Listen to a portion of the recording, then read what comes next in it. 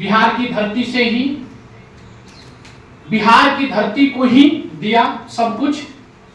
हिंदी जगत के, जैसे मैंने पहले कहा था, हिंदी विभागाध्यक्ष भागलपुर विश्वविद्यालय के रहते हुए भी जिनका भारतीय संस्कृति, संस्कृत, दर्शन पर विशेष अधिकार है, मुझ पर विशेष कृपा रहती है, ऐसे व्यक्तित्व तो हमारे बीच उपस्थित हैं। जाम के कारण विलंब हो गया। प्रोफेसर रामप्रिय शर्मा जी, इनके बारे में मैंने बता रखा है। मैं अपने प्राचार्य जी से निवेदन करूंगा कि आप आज के सारस्वत अतिथि का, वक्ता का फूलमाला और उत्तरीय से स्वागत करें, अभिनंदन करें, वंदन करें। रामप्रिय, हम ताली बजाकर उनका स्वागत करें। प्रोफेसर रामप्रिय शर्मा जी, इतनी अवस्था होने के बावजूद भी निरंतर इनका लेखन कार्य चलता रहता है, निरंतर लिखते रहते हैं। और मेरा सौभाग्य है कि कुछ कुछ भेजते रहता, शशिकांत जी इसको देखा जाए तो, ऐसा किया जाए तो। इनका एक अद्वैतवाद पर एक इतना सुंदर लेख मेरे पास आया कि मैं तो अभिभूत हो गया देख करके। मुझे लगा कि ये तो कहीं का पांडुलिपि है। इतना सुंदर 2-3 लेख अभी हमारे पास पड़े हुए हैं। आपका निरंतर आशीर्वाद मुझे प्राप्त हुआ है और आज हम सब धन्य हैं कि आप हमारे बीच उपस्थित हैं। अधिक समय न लेते हुए आपके चरणों में आग्रह करता हूं कि आप हमारे बीच आएं और आकर के, यद्यपि आपका शरीर उम्र ज्यादा है शरीर का, लेकिन आपके मन का, मस्तिष्क का उम्र बहुत छोटा है। इतना उत्साह, इतना, मैंने हमेशा जो भी मैं कुछ लिखूं इनको भेजता हूं, तुरंत उसका, शशिकांत जी यहाँ देखा जाए, ये चीज देखा जाए, ऐसा ठीक है, वैसा ठीक है। हर 2 दिन 3 दिन पर आपका फोन आता है, मुझे प्रेरणा देते हैं आप। ये हम बड़े गौरवान्वित हैं आपके यहाँ आने से। आपका अमृतमय वचन हम सुनेंगे, अमृतमय वचन का पान करेंगे। और मैंने कहा आपसे कि आचार्य जी, हम चाहते हैं कि आप हमारे यहाँ एक आशीर्वाद दें, उपनिषद दर्शन पर कुछ वक्तव्य देकर। बोले अरे मैं तो हिंदी का विद्यार्थी हूँ। हमने कहा कि आपके ज्ञान को और आपकी गहराई को हम समझते हैं। नमन्ति फलिनो वृक्षा, नमन्ति गुणिनो जना, शुष्क वृक्षाश्च मूढ़ाश्च न नमन्ति कदाचन। मूर्ख व्यक्ति और सूखा पेड़ कभी झुकता नहीं है, विद्वान व्यक्ति और हरा भरा पेड़ हमेशा झुका। महाविद्यालय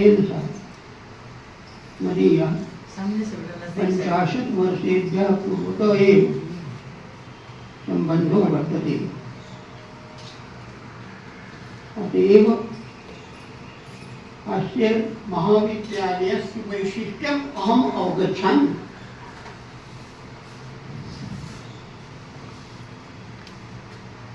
अत्रैव महामहोपाध्याय श्री हरिहर कृपाल द्विवेदी महाभागानां सुपुत्राः बाबेति नाम्ना प्रसिद्धाः ब्रह्मदत्त द्विवेदी महाभागाः अध्यापनाय आगच्छन्ति स्म। अत्रैव अदवाक्य प्रमाण पारावारपारेण शास्त्रार्थ महारथी पंडित प्रवरस्त्रीजिता शंकरझा महोदयाः प्रधानाचार्यत्वेन विराजन्ते। अत्रैव मदन मोहन शाह महोदयाः दीनानाथ तिवारी महाभागाश्च आसीत्। एतैः सर्वैः महाभागैः महाविद्यालयस्यास्य गौरवं पराकाष्ठां नीतम् इति निश्चयितम्।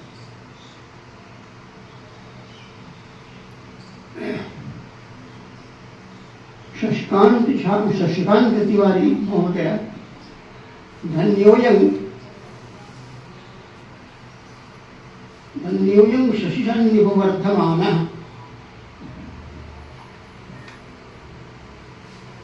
सिद्धहस्त कविवर्य विविध संस्कृत सम्मेलनेषु स्वरचित सुललित कविता काव्यपाठेन श्रोतृवृन्देन सह श्रोतृवर्गेण सह हृदयाह्लादकः निश्चल सारल्य प्रतिमान रूपा निश्चल सारल्य प्रतिमान रूपा बहुसम्मानितः श्रीमद्भगवत्प्रिय शशिकांत तिवारी महोदय।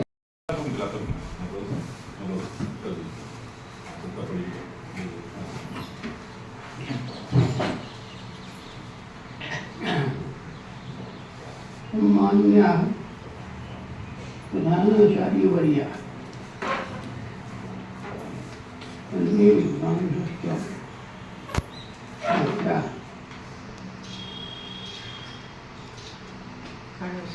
अनेन महाविद्यालयेन सह मदीयः 50 वर्षेभ्यः पूर्वतः एव सम्बन्धो वर्तते। अतएव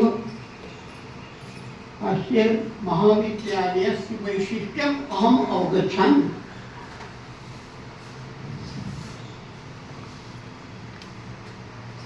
अत्रैव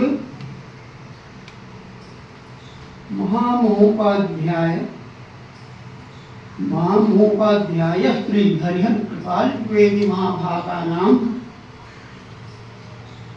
सुपुत्राः बाबेति नाम्ना प्रसिद्धाः ब्रह्मदत्त द्विवेदी महाभागाः अध्यापनाय आगच्छन्ति स्म। अत्रैव पदवाक्य प्रमाण पारावारपारेण शास्त्रार्थ महारथी पंडित प्रवर श्रीजिता शंकर झा महोदयाः प्रधानाचार्यत्वेन विराजन्त। अत्रैव मदन मोहन शाह महोदयाः दीनानाथ तिवारी महाभागाश्च आसन्। एतैः सर्वैः महाभागैः महाविद्यालयस्यास्य गौरवं परां काष्ठां नीतम् इति निश्चप्तम्।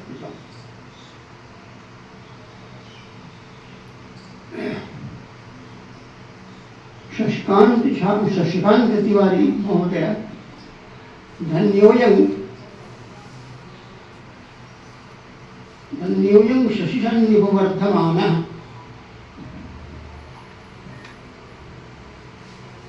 सिद्धहस्त कविवर्यः विविध संस्कृत सम्मेलनेषु स्वरचित सुललित कविता काव्यपाठेन श्रोतृवृन्देन सह श्रोतृवर्गेण सह हृदयाह्लादकः निश्चल सारल्य प्रतिमान रूपा निश्चल सारल्य प्रतिमान रूपा बहुसम्मानितः श्रीमद्भगवत्प्रिय शशिकांत तिवारी महोदय। उपनिषद विषयस्य दर्शनस्य लोकोपयोगित्वम् इति विषयमधिकृत्य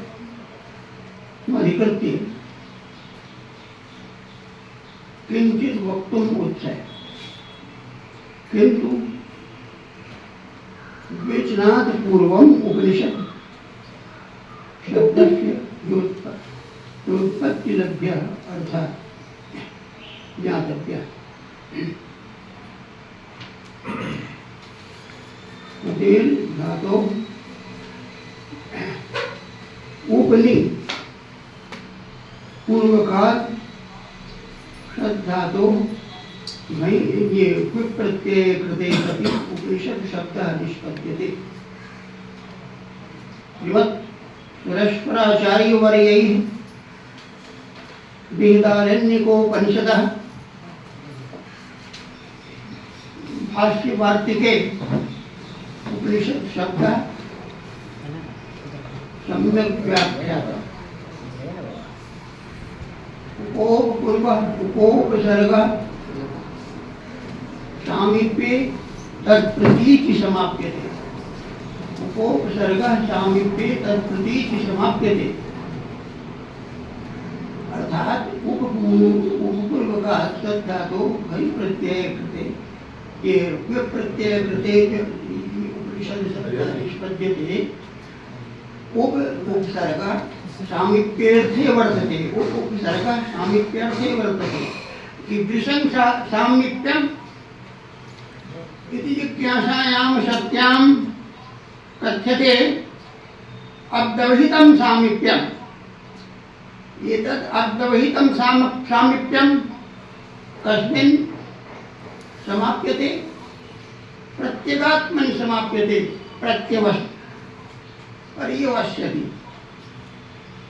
उपनीय इमम् आत्मानम्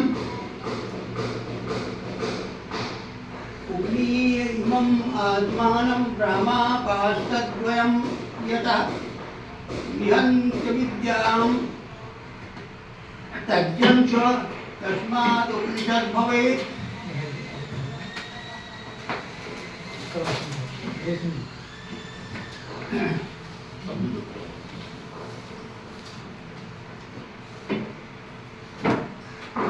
इमम् आत्मानं ब्रह्म उपनीय ब्रह्मणः समीपं नीत्वा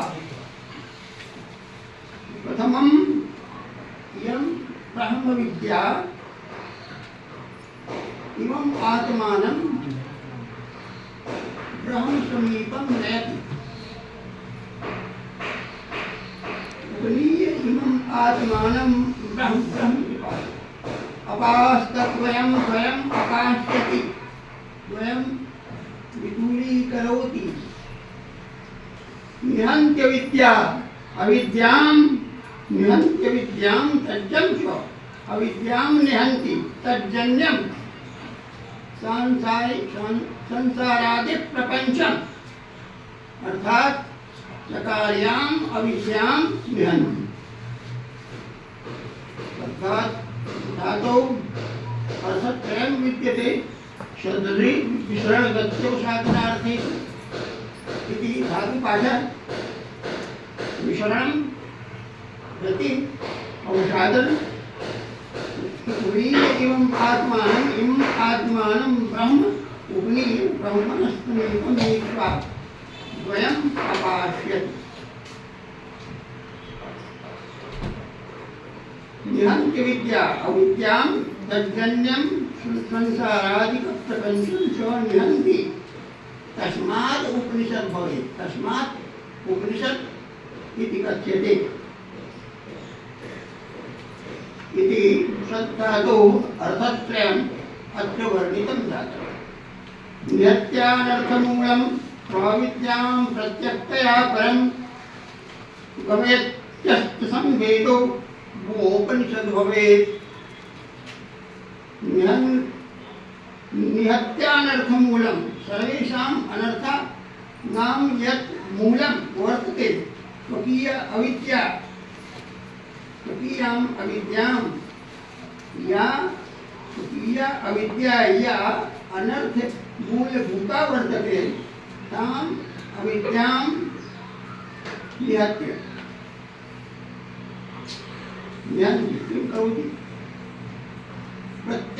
प्रत्यक्तया परं प्रत्यगात्मत्वेन परब्रह्म प्रापयति गमयति इत्यर्थः।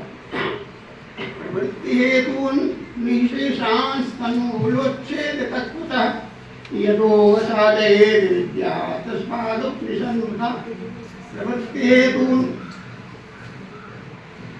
प्रवृत्तिहेतून् निःशेषान् जो हेतवः वर्तन्ते रागादि हेतवो वर्तन्ते तान् समूलान् विनाशयति प्रवृत्तिहेतून् निशेषान् तन्मूलच्छेदकत्वतः यतो अवसादयत् यानी विनाशयति अत्यन्तावसादनं विदधाति प्रवृत्ति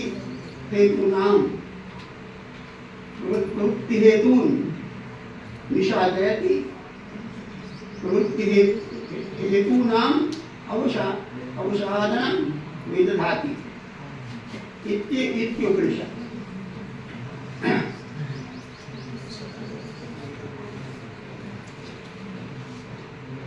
इत्थं श्रीमद्भगवत्पाद शंकराचार्याः मुण्डकोपनिषदः सम्बन्धभाष्ये उपनिषत् शब्द व्याख्यातवन्तः। आचार्य प्रवरः व्याख्यातवन्तः। प्रवरः यो इमां ब्रह्म विद्याम् उपयन्त्यात्मभावेन श्रद्धा भक्ति परस्पराः सन्तस्तेषां गर्वितन्वितरारोगाद्यनर्थपूर्वं विषादयति परं वा ब्रह्म गम्यत्यादि संसारकारणं साध्यन्त्योषादयति इत्युपनिषत्। यो इमां ब्रह्म विद्यां ये जिज्ञासवः इमां ब्रह्म विद्याम् उपयन्ति उपगच्छन्ति केन प्रकारेण उपगच्छन्ति आत्मभावेन अत्यात्मभावेन गच्छन्ति और श्रद्धा भक्ति परस्पराः सन्तः गच्छन्ति। यो इमां ब्रह्म विद्याम् उपयन्ति आत्मभावेन श्रद्धा भक्ति परस्पराः तेषां जिज्ञासूनां ये अनर्थपूर्वा भवन्ति तेषाम् अनर्थपूर्वानां विसरणं विदधाति तान् अनर्थपूर्वान् निषादयति इति इत्यर्थः। परं वा ब्रह्म गमयति परब्रह्म परमात्मानं गमयति प्रापयति जीवात्मानं। संसार हेतु भूताया अविद्या वर्तते तस्याः अविद्यायाः अत्यन्तम् अवसादनं विदधाति। इत्थं भगवत्पाद शंकराचार्य महोदय अनुसारेण उपनिषत् शब्दः विवेचितः। एतत् विवेचनोत्तरम् अहं संजात संस्कृतेन्द्रिय समन्वयाभिलाषोऽहं शेषं व्याख्यानम् अत्र भवतां दिवसां समक्षं हिंदी माध्यमेन हिंदी भाषामाश्रित्य तुम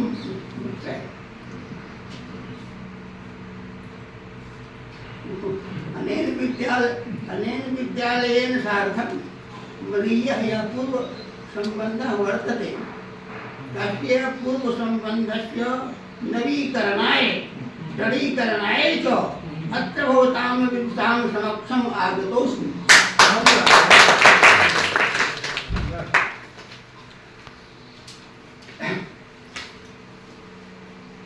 उपनिषद को वेदांत भी कहते हैं। वेदांत की संज्ञा से उपनिषद को उद्घोषित किया जाता है। क्यों? इसलिए कि वेद के वेदा नाम अंतिम भाग, जो उपनिषद है वेदों का अंतिम भाग है। संहिता ब्राह्मण आरण्यक उपनिषद इस दृष्टि से भी उपनिषद संज्ञा है। और दूसरी बात है कि वैदिक विचारों का चरमोत्कर्ष होने के कारण भी यह उपनिषद है। वैदिक विचारों का चरमोत्कर्ष इसमें है। पुरुषों तक आते आते वैदिक विचार अत्यंत परिपक्वता को प्राप्त हो गए थे, इसलिए इनकी उपनिषद संज्ञा बिल्कुल समीचीन है। इसमें उपनिषदों पर जो दाराशिकोह ने काम किया था, दाराशिकोह ने फारसी भाषा में इसका अनुवाद करवाया था या स्वयं किया था। और दाराशिकोह तो संस्कृत का पंडित था, पंडित राज जगन्नाथ से पढ़ता था, शाहजहां था, बड़ा लड़का था।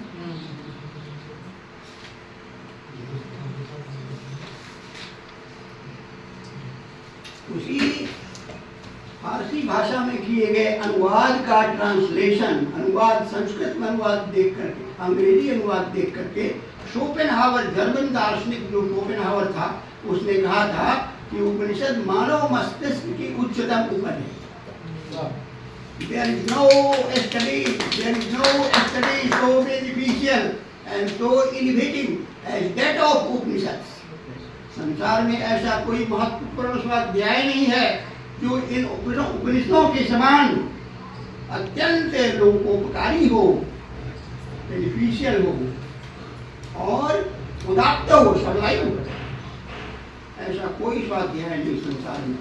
शोपेनहावर तो उपनिषदों का इतना प्रेमी था कि वह जो अनुदित अंश था उस पर लिए रहता था और सोने के पहले उनका पाठ करता था। वो तो उपनिषद का विद्यार्थी था और उसी शोपेनहावर के प्रभाव में आकर के जो एक वैज्ञानिक था, उस वैज्ञानिक ने भी वेदांत के महत्व को, उपनिषदों के महत्व को बहुत प्रमुखता प्रदान की है। और उसके कुछ वाक्य मेरे पास हैं।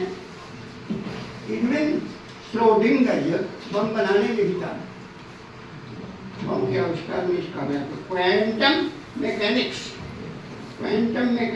परमात्मा यांत्रिकी भौतिकी साइंटिस्ट था। एडविन श्रोडिंगर ने लिखा है, हाँ, एडविन श्रोडिंगर ए की figure in quantum mechanics was deeply influenced by Indian philosophy. भारतीय दर्शन से गहनतम रूप से वह प्रभावित था। पार्टिकुलरली वेदांत, विशेष रूप से वेदांत से वो प्रभावित था। और कंसेप्ट्स ऑफ इंटरकनेक्टेडनेस, परस्पर संबद्धता का जो सिद्धांत है वेदांत में, अद्वैत वेदांत में, उसका वो बड़ा समर्थक था। और वह अपने वैज्ञानिक ऑब्जर्वेशन से, वैज्ञानिक परीक्षण से यह पाता था कि उपनिषदों के जो सिद्धांत हैं वे बड़े ही बड़े हुए सिद्धांत हैं। तो उपनिषद का जो ब्रह्म महावाक्य है, महावाक्य अपने में इतना महत्व रखता है कि उस महावाक्य के मुरीद पश्चिम के दार्शनिक हो गए हैं। और यहाँ भी महावाक्य जो वेदांत है उसका बहुत सम्मान है। पीछे बढ़ो। ये महावाक्य है क्या? महच्च वाक्यम च महावाक्यम।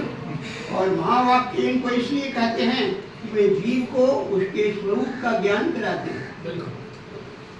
जीव को अविद्याग्रस्त जीव है, उसको आत्म साक्षात्कार, ब्रह्म साक्षात्कार का मार्ग उसके लिए प्रशस्त करते हैं। पहली बार अद्वैत वेदांतियों ने कहा कि उपनिषद में कहा गया अहम ब्रह्मास्मि, मैं ब्रह्म हूँ, तत्त्वमसि, तुम वही हो। आरुणि और ये श्वेत का प्रसंग है छांदोग्य उपनिषद में, उसके पहले 6th अध्याय के पहले खंड से लेकर के 7वें खंड तक उसको कहा गया है कि जो कारण में है वही कार्य में रहता है। कार्य ब्रह्म और कारण ब्रह्म की अवधारणा है। जो कारण में नहीं है वो कार्य में नहीं आता है। आरुणि श्वेतकेतु उसका लड़का था, आरुणि पिता था, उसको उद्दालक भी कहा जाता था, पिता को।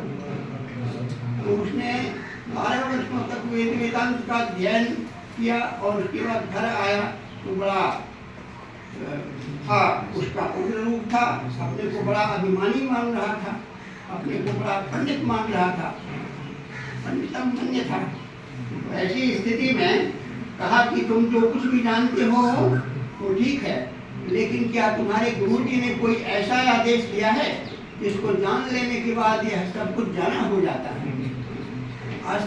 श्रुत हो जाता है। जो नहीं सुना गया है वो सुना गया होता है, जो विचारा हुआ नहीं वो विचारा किया हुआ हो जाता है, और नहीं जाना हुआ है वो जाना हुआ हो जाता है।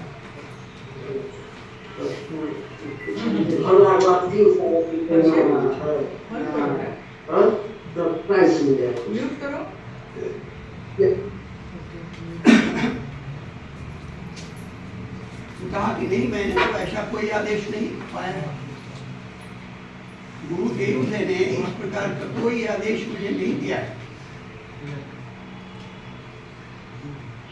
तो कहा कि देखो, गुरुदेव आप ही बता दिए, भगवान आप ही बता दें, ऐसा तो आदेश मेरे गुरु ने दिया नहीं। अगर दिया होता तो अवश्य ही मैं जानता हूँ। खुद उन्होंने ही इसका ज्ञान नहीं प्राप्त किया होगा, इसलिए नहीं बताया है। बात देखो, मिट्टी के एक पिंड को जान लेने पर मिट्टी से बने हुए समस्त पदार्थ जान लिए जाते हैं, क्योंकि जो कार्य है मिट्टी घड़ा, वो उत्पन्न होने के पहले कारण में रहता है। अगर कारण में नहीं रहता तो वह नहीं रहता। वैनाशिक जो है, वैनाशिक वहाँ शांकर भाष्य में कहा गया बौद्ध धर्म को, बौद्ध धर्म वाले वैनाशिक के नाम से उसमें लिखा है, विनाश की बात करते हैं। तो वैनाशिक मत के अनुसार है कि नहीं, जो कारण में नहीं है वही कार्य में होता है। वो कहते हैं कि बीज सड़ जाता है तब न अंकुरण होता है। पहले बीज सड़ गया यानी अभाव हो गया, और अभाव से कोई पदार्थ आ गया, वृक्ष आ गया तो अभाव से आ गया, क्योंकि बीज तो सड़ गया। जब सड़ गया तो कहना है कि नहीं, बीज सड़ गया, लेकिन उसका जो सूक्ष्म अंश है वो तो वही ना अंकुरित हुआ। इसलिए ऐसा हो जाता तो भूजा से भी पेट निकल जाए भूज देने पर।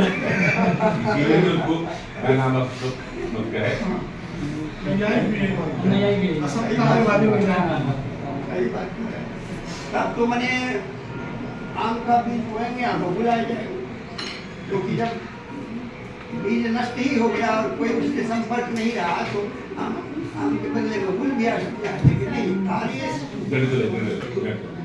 उत्पन्न होने के पहले कारण में निश्चित रूप से अवस्थित रहता है, और कार्य की अनन्यता जानी जाती है। तो इसमें तो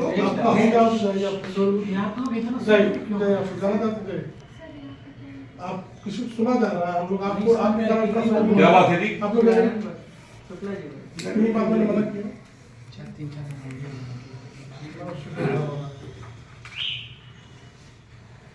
गर्मी लग रही होगी। नहीं ना आप बोला जाए। प्रवाह टूट जाता है। तो कहा कि परिणामवाद और विवर्तवाद, सत्कार्यवाद ये सिद्धांत है। सत्कार्यवाद के दो वर्ग हो जाते हैं, परिणामवाद और विवर्तवाद। परिणामवाद मानता है कि कार्य के रूप में जो आया वो आचार्य वाणी मात्र का है, या तो वाणी मात्र पर अवलंबित है, वाणी पर अवलंबित है, मृतिका ही, मिट्टी ही सत्य है, मटका मिथ्या है। मिथ्या शब्द का अर्थ समझना चाहिए कि मिथ्या का मतलब यानी कि उसका अस्तित्व नहीं है, उसका अस्तित्व है लेकिन परिवर्तनशील है। तो मिथ्या का मतलब है परिवर्तनशीलता, जिसमें परिवर्तन हो रहा है उसको मिथ्या कहा है शंकराचार्य ने। ऐसा नहीं है कि उसका अस्तित्व ही नहीं मानता, अस्तित्व तो है। किसी भी पदार्थ का न उत्पत्ति होती है और न किसी भी पदार्थ का विनाश होता है। कारण में जो है जब वो व्यक्त हो जाता है तो कारण कार्य कहते हैं, और वही कार्य जब फिर मिट्टी में घड़ा फूटने के बाद घड़ा मिट्टी में मिल जाता है तो फिर कारण रूप में आ जाता है। तो वस्तुतः न किसी वस्तु का विनाश होता है, न किसी वस्तु की उत्पत्ति होती है। वेदांत मानता है, जिसको फिजिक्स भी स्वीकार करता है, फिजिक्स भौतिक विज्ञान। क्योंकि भौतिक विज्ञान का तो यह कहना है कि मैटर और एनर्जी तो नाश हो गया किसी वस्तु का, हम जिसको नाश कहते हैं। अब जैसे वृक्ष है, पहले बीज रूप में रहता है, उसके बाद अंकुरित हुआ है और वृक्ष के रूप में आ गया। अब वृक्ष को काट दीजिए तो वृक्ष किसमें बदल जाएगा? वृक्ष लकड़ी और उसके अनेक तरह के फर्नीचर बना दीजिए तो रूप बदल रहा है, नाम और रूप बदल रहे हैं, लेकिन तत्व तो वही है। तत्व में परिवर्तन नहीं है। तत्व जो मूल तत्व है, जो सत्य जिसको कहा, उसमें परिवर्तन नहीं है। अब जब उसको कुर्सी को जला देते हैं तो एक राख बन जाती है और जो धुआं के सहारे उसकी ऊर्जा है वो निकल जाती है। तो वैज्ञानिकों का कहना है, जो फिजिसिस्ट हैं, भौतिक विज्ञान, कि जो मैटर है, जो राख और जो एनर्जी चली गई, अगर दोनों को तोड़ा जाए तो कुर्सी के वजन के बराबर होगा। ये विज्ञान सम्मत विचार है और यही वेदांत में भी है। वेदांत में भी विनाश नहीं मानते हैं, परिवर्तन मानते हैं। परिवर्तन होता है, उसी परिवर्तन को आप विनाश का नाम दे दीजिए, उसी को मिथ्या कर दीजिए। इसीलिए शंकराचार्य ने जो 3 तरह की सत्ताएं मानी, प्रातिभाषिक सत्ता, व्यावहारिक सत्ता और पारमार्थिकी सत्ता, 3 तरह की सत्ताएं मानते हैं। इसलिए संसार की भी एक सत्ता है और उस सत्ता का नाम है व्यावहारिकी सत्ता। उपनिषद में कहा, सौम्येतमग्रयासीत् एकमेवाद्वितीयम्। हे सौम्य, कुछ बालक कहते हैं आरुणि, हे सौम्य अपने पुत्र को, कि इदम जगत, इदम सृष्टि के पूर्व जो यह जगत था वह सत्य ही था। सृष्टि के पूर्व जो यह जगत दिखाई पड़ रहा है वह सत्य था। तो यहाँ जो जगत का निषेध किया जा रहा है, कार्य रूप से किया जा रहा है, ये व्यक्ति के रूप में किया जा रहा है, न कि कार्य के रूप में। यह जगत ही ब्रह्म था पहले, सृष्टि के पूर्व। नाम रूप विभागान रहत्वम, नाम रूप का विभाग नहीं था, वही जगत था, जगत के रूप में वही था। वही जब व्यक्त हो गया तो कार्य ब्रह्म हो गया।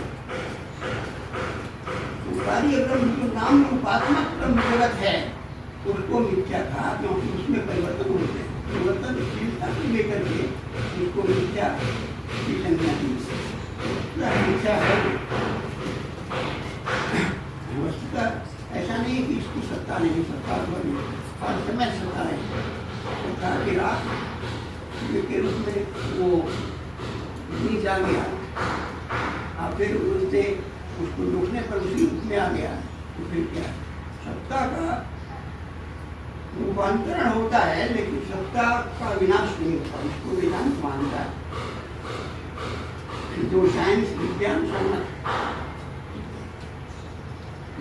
सृष्टि का जो यहाँ निषेध किया, जगत का जो निषेध किया गया, कारण रूप से निषेध किया गया है, कार्य रूप से निषेध किया गया है, कारण रूप से निषेध नहीं किया गया है। कार्य रूप में तो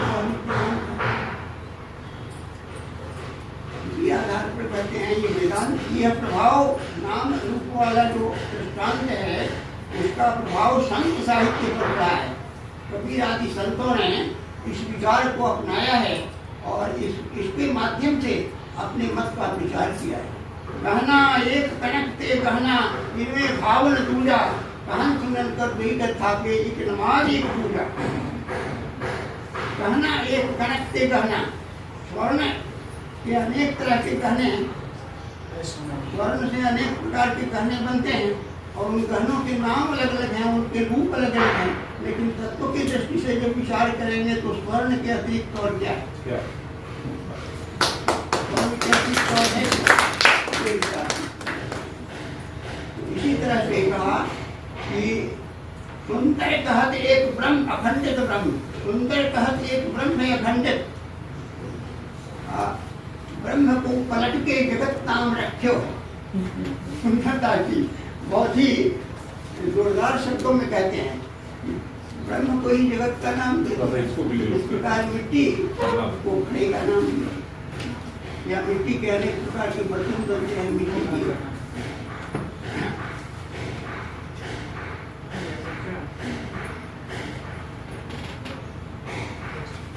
तो ये छांदोग्योपनिषद के प्रथम अध्याय से लेकर 7वें अध्याय जीवन मिथ्या, इस सिद्धांत का प्रतिपादन है। और 8वें अध्याय से लेकर के 16वें इसमें एक दिन और में चर्चा नहीं हो उस सकती। दिन हम प्रयास करेंगे कि एक माइक रखें, क्या बैठ के ही आराम से। एक और व्याख्यान। ठीक है, कोई बात नहीं है। अब जितने दिनों तक आप लोग का सानिध्य मिल जाए, और सबसे बड़ी बात है कि एक पीढ़ी लगता है, ऐसी बात नहीं कि आने वाली भी पीढ़ी में लोग हैं पूछने वाले, लेकिन जो रुचि देख रहे हैं छात्रों में, उस प्रकार की अब लगता है कि अब सम्मान देने की भी सीमा जो है हाँ नहीं, सम्मान देने का भी जो है स्वविलापता खत्म हो रही है। बड़ी मुश्किल वाली बात है भाई। अब तुम कुछ दे नहीं सकते हो तो अपने से जो ऊपर के लोग हैं, धरोहर हैं, गिनती में तुम तो नाम गिनाते हो, लेकिन सम्मान देने में बात खत्म हो जाती है। तो तुम इतना पेशेंस तो रखना ही चाहिए लोगों को। क्या इसमें अनेक उदाहरण दिए हैं, 8वें खंड से लेकर के 16वें खंड तक है। उसमें तुम ब्रह्म हो, इसको सिद्ध कर, तू ब्रह्म है, इसको सिद्ध करने के लिए अनेक उदाहरण दिए गए हैं। जैसे बरगद का पेड़ कहा, बरगद का पेड़, गुरु ने कहा कि उस बरगद के फल को लाओ, बीज को लाओ। बीज को लाया तो कहा कि इसको तोड़ दिया तो क्या देखते हो, अणुओं के दाने। तो फिर एक दाने को तोड़, एक दाने को तोड़ा, क्या देखते हो, कुछ नहीं, कुछ दिखाई नहीं पड़ता। तो कहा कि जो कुछ नहीं दिखाई पड़ रहा है, उसी से इतना विशाल बरगद का पेड़ उत्पन्न हुआ है। कलकत्ता में देखिएगा बरगद का पेड़, तो एक ही बरगद का कई मीलों में फैला हुआ है।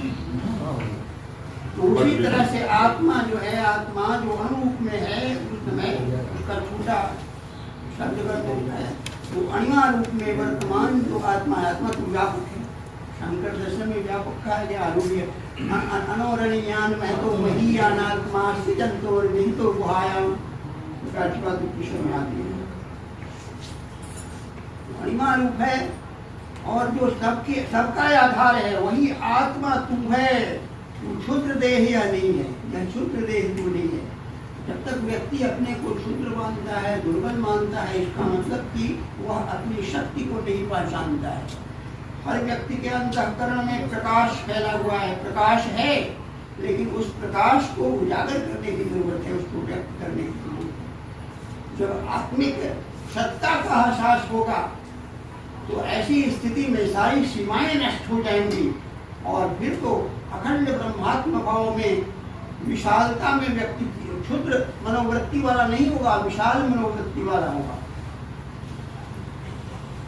एक बरगद का ये दृष्टांत कहा है, वृक्ष का दृष्टांत कहा है, उसके उपनिषद पर मैंने लिखा है 6वें अध्याय पर, तो उसकी कुछ पंक्तियां भी मैं सुना देना चाहता हूँ।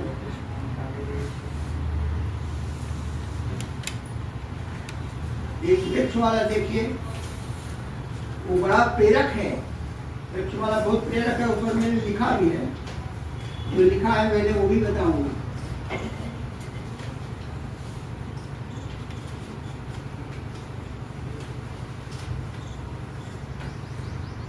तो जैसे देखा है वृक्ष के दृष्टांत द्वारा उपदेश, अष्टौम्य महतो वृक्षस्त्यो मूलेभ्यः हन्यात् जीवन प्रवेद, यो मध्येभ्यः हन्यात् जीवन प्रवेद, योग्रेभ्यः हन्यात् जीवन प्रवेद। करने का मतलब हे सौम्य, इस महान वृक्ष के मूल पर जो आघात करे तो इससे उसका मनोबल नीचे नहीं जाएगा, बल्कि अप्रतिम उत्साह में ही रहेगा। हाँ, ये बात रहेगी कि रसस्त्राव करेगा, जीवित रहता हुआ ही, जीवन धारण करता हुआ ही रसस्त्राव करेगा। अगर मध्य में प्रहार किया जाएगा तब भी रसस्त्राव करेगा, अंत में प्रहार करेगा तब भी रसस्त्राव करेगा। जब तक उसमें जिंदगी है, अपनी दिली का परिचय देता रहेगा।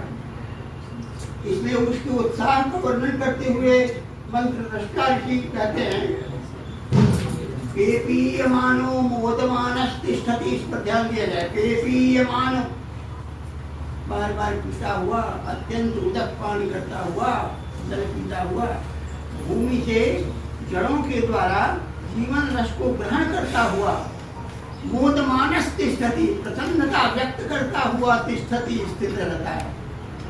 और मनुष्य क्या है कि थोड़ी विपत्ति आ गई, हिम्मत हार जाता है, हिम्मत हार जाता है, फिर वो जवाब दे देता है, उसकी हिम्मत जवाब दे देती है कि अब कुछ नहीं होगा। तो ऐसा नहीं है।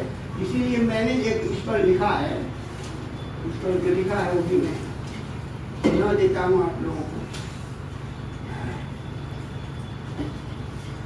हो सकता है आप लोगों को अच्छा लगे।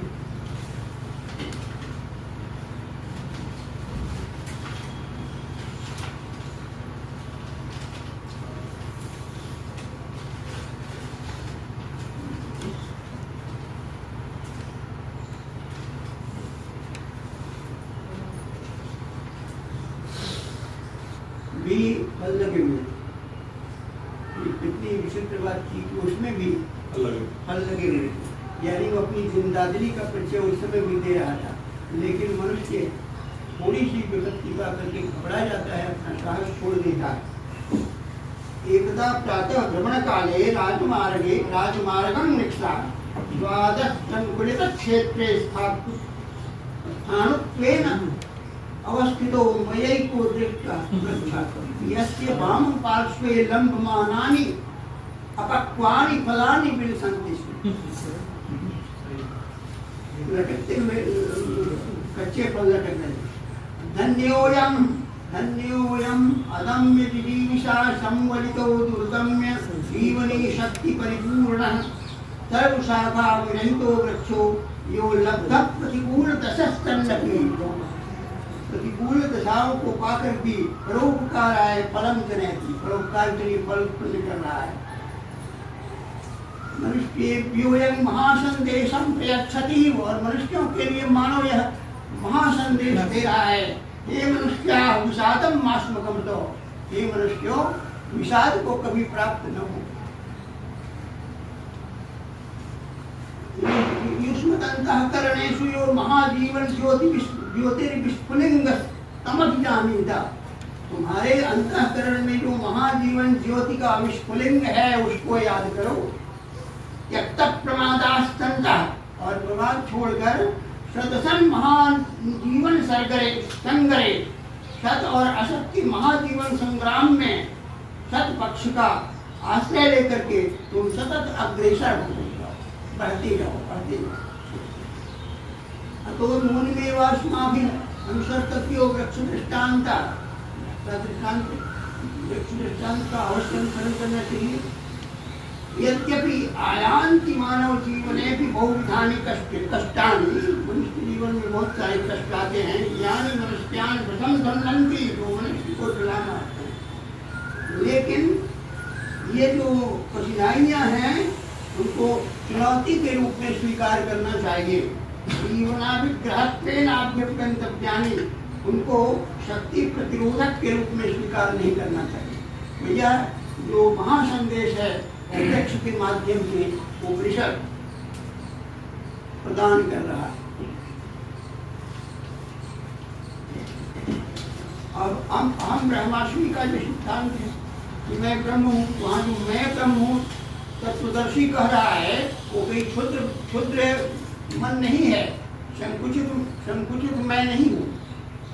यहाँ अहम का मतलब है कि बहुत छोटा परिवार, सीमित दायरे में व्यक्ति घूम रहा है, स्वार्थ के इर्द गिर्द भटक रहा है। तो यहाँ अहम क्षुद्र अहम है, लेकिन वही जब व्यापक अहम हो जाता है तो सारा संसार ही उस अहम में समाविष्ट हो जाता है। तो कहा तक मैं ही सब में हूँ और सब मुझ में है। इस प्रकार का जो औदात्य है, इस प्रकार की जो उदात्तता है, उदात्त भाव है, वह ब्रह्मास्मि के माध्यम से उस भाव का उद्घोष यहाँ किया जा रहा है, उस विचार का।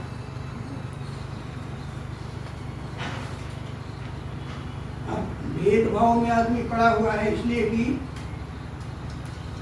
अपनी आत्मा का ज्ञान नहीं, आत्मज्ञान नहीं। इस क्षण होगा कि मैं देह नहीं हूँ, मैं वो शरीर नहीं हूँ, शरीर से भिन्न आत्मा हूँ। तो ऐसी स्थिति में वेद बुद्धि समाप्त होगी। आज क्या है, वेद बुद्धि के कारण बहुत सारे झगड़े हैं, आपस में मेल नहीं है, सब टूटे हुए हैं। तो उस पर भी मैंने लिखा है, उसको मैं आप लोगों की इजाजत हो तो सुना दूं।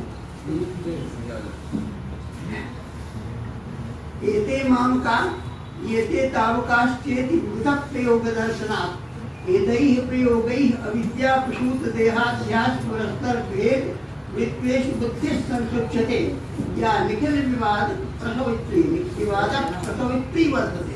जो निखिल विवादों की प्रसवित्री है, उत्पन्न करने वाली है, विवादों को जन्म देने वाली। सही कर दो। हम जानते हैं।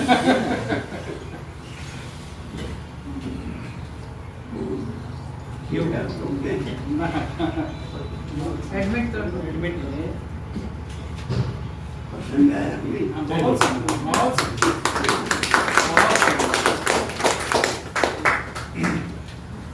संस्कृते कीदृशी गति वर्तते, अतः अस्माभिः विचारणीयम्, अस्माभिरपि एतादृशैः भाव्यम्। कितनी सुंदर प्रस्तुति रही। एक वाक्य में अंत में उपनिषद दर्शनों की लोकोपकारिता लोकोपयोगिता का एक लास्ट में बोल कर ये चले गए। सब में अपने को देखना, अपने में सबको देखना, यही तो यही तो संदेश है दर्शन का। गीता में भी भगवान श्री कृष्ण कर रहे हैं, जो मुझ में अपने को देखता है और अपने में मुझको देखता है, वही तो मुक्ति का स्वरूप है, वही तो मुक्त है।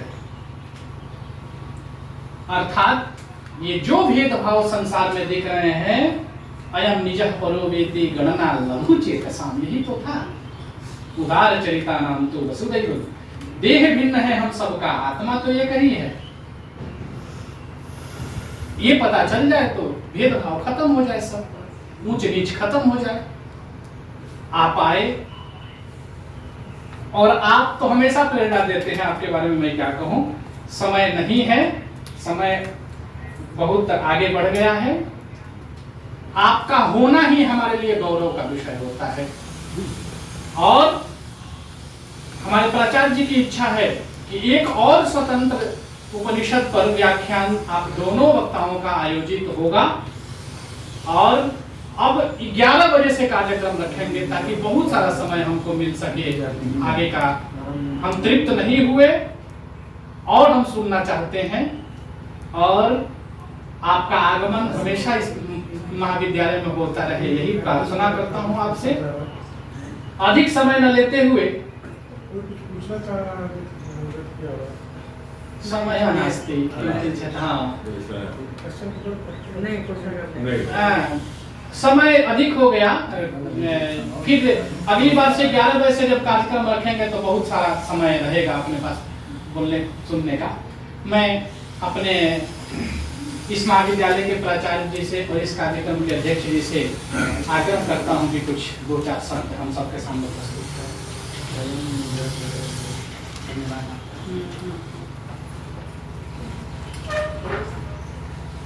बहुत अच्छा लगा। मुझे भी गर्व होता है और इस महाविद्यालय का प्रधानाचार्य होने के नाते और भी गर्व होता है।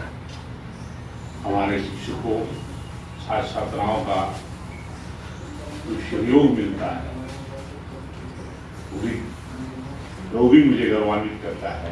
इस कार्यक्रम में हमारे वक्ता के रूप में पांडे जी, जेएनयू शेख, आदरणीय शर्मा जी, भागलपुर हिंदी विभाग अध्यक्ष, इस महाविद्यालय के वरीय प्राध्यापक बड़े भाई के तुल डॉक्टर शर्मा जी, छोटे भाई के तुल शिवानंद शुक्ल जी, शशिकांत जी, मेरे कर्मठ सहयोगी डॉक्टर रचना जी, समाज सेवी अजय जी, ये छात्र छात्राओं एवं आपके बीच पधारे हुए रूपक जी, सभी का मैं स्वागत एवं अभिनंदन करता हूँ। यह महाविद्यालय प्रयास करता है अपने छात्र छात्राओं को और हमारे महाविद्यालय से जुड़े हुए जो भी और भी कॉलेज हैं, ऑनलाइन ऑफलाइन कुछ ऐसे विषय पर चर्चा हो जो कि आम वर्गों में पढ़कर आपको प्राप्त नहीं हो सकता है, क्योंकि जो विशिष्ट विद्वान हैं वो संभव ही नहीं है कि मैं या कोई महाविद्यालय उनको मासिक रूप से बुलाए और आपको व्याख्यान करवाए। और संस्कृत महाविद्यालयों के लिए तो और कठिन है, क्योंकि उनकी अता और ठहरने की व्यवस्था में ही 25-50 रुपये लग गए। तो ये मेरे महाविद्यालय में कार्यरत जो शिक्षक हैं, अध्यापक हैं, उनकी अपनी व्यक्तित्व है जिसको प्रभावित करते हुए उन विद्वानों को आप लोगों के लिए उपलब्ध कराते हैं। इनके लिए मैं उन सभी शिक्षकों को धन्यवाद करता हूँ।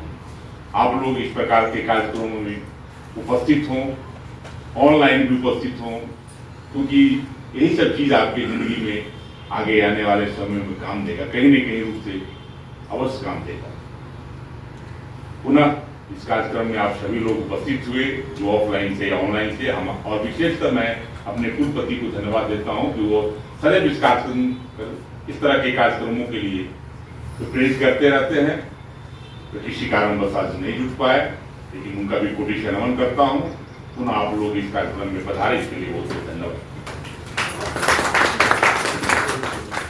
बहुत बहुत प्रसन्नता का अनुभूति हो रही है आप लोगों के दर्शन से। किसी विशेष काम में कुलपति जी थे, नहीं तो निश्चित उपस्थित होते। विशेष कार्य में बात हुई थी हमारी। अब इस कार्यक्रम के अंतिम पड़ाव पर हम पहुंचे हुए हैं। एक मिनट जी। ये हुए आपको सतीकांत जी जानिए रहे, ये हमारे यहाँ बड़े प्राध्यापक डॉक्टर ज्योत्सना जी भी संस्कृत एमए में है। इनके बगल में डॉक्टर उमेश शर्मा जी हैं, पूर्व कुलपति भी रह चुके हैं और अभी व्याकरण के बड़े प्राध्यापक हैं। और मुझे लगता है कि भारतवर्षों में 2-4 लोग रह गए हैं व्याकरण के, उसमें ही जो है अग्रणी और 4 लोग मेरे जो विभिन्न कार्यों से अनुपस्थित है, उनके लिए मैं व्यक्तिगत रूप से केस प्रकट करता हूं। छोटा शंकर झा के समय में भी आया था। अब मैंने देखा था कि बाबा आ रहे हैं यहाँ, बाबा जिस दिन आए थे पढ़ाने, उस समय मैं था यहाँ। अब मैं इस कार्यक्रम की संयोजिका डॉक्टर ज्योत्सना जी से आग्रह करता हूँ कि आए हुए अतिथियों का वाक पुष्प से धन्यवाद ज्ञापन करें। डॉक्टर ज्योत्सना जी।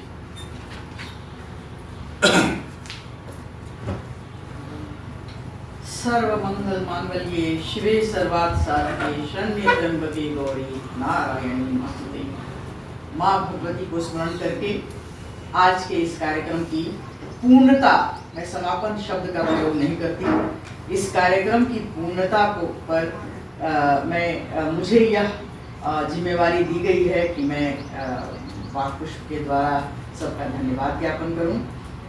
तो सर्वप्रथम मैं धन्यवाद देना चाहूँगी हमारे बीच उपस्थित मुख्य वक्ता के रूप में डॉक्टर कृष्ण मोहन पांडेय जी का, जो संस्कृत प्राच्य विद्याध्ययन संस्थान जवाहरलाल नेहरू विश्वविद्यालय दिल्ली के से हमारे बीच में जुड़े हुए थे। आपका कोटिशः धन्यवाद। और आपका जो संदेश मेरे छात्रों को आज मिला है वो अमूल्य है। उस अमूल्य वचन के लिए आपको मेरे पास शब्द नहीं है कि मैं आपका धन्यवाद दे सकूं, लेकिन पुनः आपसे करबद्ध प्रार्थना है कि आप पुनः हमारे बीच उपस्थित हों और हमारे छात्रों को और हम सबों को अपने वाणी से लाभान्वित करें। डॉक्टर कृष्ण मोहन पांडेय जी। उसके बाद आज हमारे बीच उपस्थित सारस्वत वक्ता के रूप में प्रोफेसर रामप्रिय शर्मा जी, जो प्राक्तन हिंदी विभागाध्यक्ष हैं तिलकामांझी भागलपुर विश्वविद्यालय भागलपुर के। और इतना अच्छा लग रहा है सर आपको देख करके यहाँ पर हम लोग के बीच में, एकदम लग रहा है कि जैसे हमारे पितृतुल्य है ना, कोई व्यक्ति उपस्थित होकर के आज हम लोग को आशीर्वचन देने के लिए आ गए हैं। इसलिए आपको यहाँ पर आकर के हम सब धन्य धन्य हुए, इसके लिए बहुत बहुत धन्यवाद। और सदैव आपकी उपस्थिति ही हम लोगों के लिए बहुत बड़ी बात है, और इसके लिए मेरे पास मेरे शब्द छोटे पड़ जाएंगे। यही तो वेदांत है कि पिता तुल्य जो लोग उपस्थित हो, यही वेदांत है। उसी को समझ लीजिए, उपनिषद वेदांत है। उसके बाद मैं धन्यवाद देना चाहूंगी हमारे इस कार्यक्रम के संरक्षक के रूप में हमारे कुलपति महोदय प्रोफेसर लक्ष्मी निवास पांडे सर का, जो अभी आप सब लोगों को ज्ञात है कि सीनेट होने वाला है और उसी सीनेट की तैयारी में हमारे कुलपति महोदय व्यस्त हैं। इस व्यस्तता के कारण वो इस कार्यक्रम में सम्मिलित नहीं हो पाए, लेकिन उनका आशीर्वाद हमेशा की तरह हम लोगों के साथ है और आगे भी हमेशा रहेगा। मैं धन्यवाद देना चाहूंगी इस कार्यक्रम के अध्यक्ष डॉक्टर मनोज कुमार प्रधानाचार्य राजकीय संस्कृत महाविद्यालय का, जिनके मार्गदर्शन में, जिनके निर्देशन में इस तरह का कार्यक्रम हर माह होता रह रहा है और आगे भी होता रहेगा। और यह परंपरा जो एक हमारे महाविद्यालय की निकल पड़ी है और इस परंपरा में हम सबों का योगदान रहेगा। सर, आपको मैं आश्वासन देती हूँ कि हम सबका सहयोग आपके साथ पूर्ण रूप से रहेगा। मैं धन्यवाद देना चाहूंगी आज के इस कार्यक्रम के संचालक के रूप में डॉक्टर शशिकांत तिवारी जी का, जो इस कार्यक्रम के सह संयोजक भी हैं और संचालक भी हैं, और इस पूरे कार्यक्रम के सूत्रधार उन्होंने मुझे बनाया है, लेकिन मैं सूत्रधार नहीं हूँ, सूत्रधार शशिकांत जी हैं। हाँ, मैं बस इतना ही सूत्र जोड़ देती हूँ कि कार्यक्रम होना चाहिए, कार्यक्रम होना चाहिए, लेकिन कार्यक्रम क्या हो, कैसे हो और किनको बुलाना है और किनके साथ करना है, ये सब शशिकांत जी का उधेड़ गुण है जो बुनते रहते हैं। और हम लोग आपके हमारे और हमारे समक्ष इतनी अच्छी उपस्थिति हमारे समक्ष लेकर के आते हैं, इतना अच्छा कार्यक्रम हमारे समक्ष लेकर के आते हैं। सो आपको तो इतना अधिक धन्यवाद है कि आज उपनिषद वाक्यों से हम सब जो विभूत हुए हैं वो आपके कारण ही है। तो ये आपको बहुत बहुत धन्यवाद। मैं धन्यवाद देना चाहूंगी हमारे बीच उपस्थित व्याकरण विभागाध्यक्ष प्रोफेसर उमेश शर्मा सर का, साहित्य के विभागाध्यक्ष डॉक्टर शिवानंद शुक्ल जी का, और ऑनलाइन रूप में जुड़े हुए हमारे बहुत सारे विश्वविद्यालय के अन्य महाविद्यालयों से भी जुड़े हुए शिक्षक वृंद, आप सब लोगों का बहुत बहुत धन्यवाद कि आप सब जुड़ करके इस कार्यक्रम को सफल बनाने में आपका सहयोग रहा। आप सब लोगों को बहुत बहुत धन्यवाद। और जितने भी छात्र छात्राएं जो आज यहाँ सदैव उपस्थित हैं और जो ऑनलाइन माध्यम से भी हमारे साथ जुड़े रहे हैं, उन सबों का बहुत बहुत धन्यवाद। और आशा करती हूँ कि आप सब लोग इस कार्यक्रम से लाभान्वित हुए होंगे। इस पूरे दोनों वक्ताओं का जो मैंने सुना वक्तव्य, उसमें मैंने दो चीजें मैं गूढ़ करके निकाल पाई हूँ तक। वो है पहले वक्ता जो हमारे मुख्य वक्ता थे, उनके तरफ से जो आपको संदेश दिया गया था वो था कर्म का संदेश, कि आप कर्म करें, है ना, आप जैसा कर्म करेंगे आपको वैसा ही फल मिलेगा। तो ये संदेश गीता का भी है, ये संदेश उपनिषद का भी है, ये संदेश हमारे वेद का भी है। तो इस संदेश को यदि आप आत्मसात कर लें अपने जीवन में कि कर्म पर ही आपका अधिकार है और किसी चीज पर नहीं, तो कर्म अपना करते रहिए। जिस रूप में आपका जन्म हुआ है उस रूप में अपना कर्म आपको करना ही आपके अधिकार में है और आपको ऐसा कर्म करना चाहिए। ये संदेश हमारे गुरुवरों के द्वारा आपको दिया गया। दूसरा संदेश जो आपको लें, आप अपने आप को पहचान लेंगे, उसी दिन आप सफलता के मार्ग पे चल पड़ेंगे। इसलिए आपको अपने आप को पहचानने की आवश्यकता है। ये सबसे बड़ी आज के इस व्याख्यान माला की सबसे बड़ी सीख है, शिक्षा है, जो आपको ग्रहण करनी चाहिए कि आप अपने आप को पहचानिए कि आप कितने पानी में हैं, आप क्या हैं, कौन हैं, किस लिए आपका जन्म हुआ है और आपका कर्तव्य क्या है। होता क्या है कि हम अधिकारों की चर्चा बहुत करते हैं, हमारा ये अधिकार है, हमारा वो अधिकार है, कर्तव्यों की चर्चा कोई नहीं करता, जबकि हमारा संपूर्ण जीवन